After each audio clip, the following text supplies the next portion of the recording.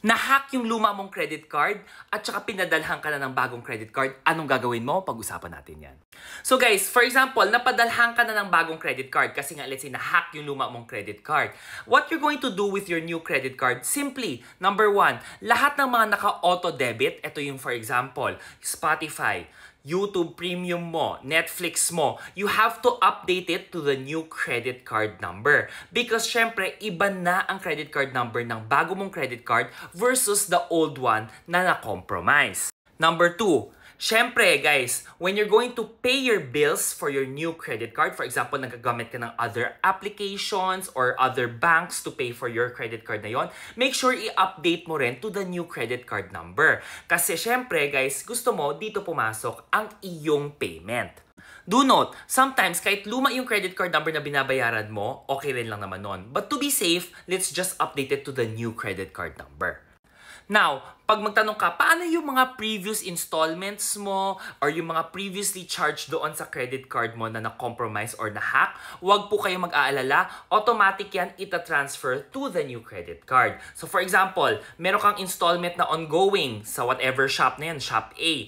Automatic ipapasok yan doon sa new credit card number mo na yan. So wala kang kailangan alalahanin.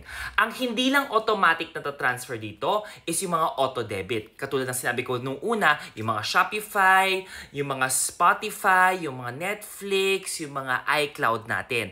Kailangan po i-update natin yung service provider na yon with the new credit card number para alam nila dun sa new credit card mo i-charge yon. At saka, this is a good time to remind everyone, guys, never ever accommodate any calls, links, yung mga pinipindot ng mga links na sinesend kuno ng ating mga bangko. Banks will never send us links. Banks will never call us for us to upgrade our credit card usually.